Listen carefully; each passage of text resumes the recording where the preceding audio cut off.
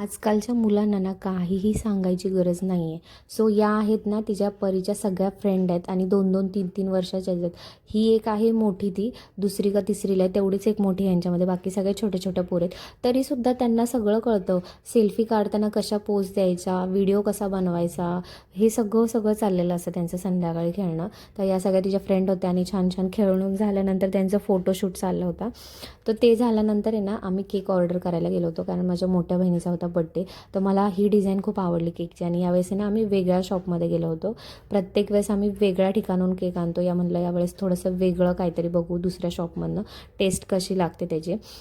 आणि आम्ही नाव एक सांगितलं होतं आणि नाव त्यांनी वेगळंच टाकले. सानिका नाव टाकले, खरं तर तिचं नाव सारिका आहे. तर तिच्या बाजूला बसलेली तिची ती मुलगी आहे. आणि परी तर तुम्हाला माहिती आहेच, माझ्या व्हिडिओमध्ये बघताच तुम्ही. परीनं खूप घाबरते माझ्या मोठ्या बहिणीला, कारण ती थोडीशी स्ट्रिक्ट आहे. त्याच्यामुळे तिला ना त्या दोघांना पण घाबरते, माझ्या बहिणीला आणि बहिणीचे जे मिस्टर आहेत ना माझे मोठे जिजू, त्या दोघांना पण खूप घाबरून असते ती. तर त्यामुळे ती तशी बसली, हात नाही धरला आहे तिने.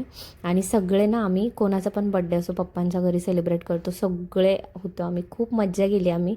केक छान एन्जॉय केला. मुलांना तर खूप आवडतो चॉकलेट केक. हा आहे माझ्या बहिणीचा मुलगा, त्याचं नाव आहे सार्थक. सो सगळ्यांनी छान एन्जॉय केलं केक. आणि त्या दिवशीच मॅच होती. आणि स्पेशली म्हणजे ना तिच्या मुलांनी ना तिच्यासाठी छान एक ग्रीटिंग बनवलं दुपारी बसून.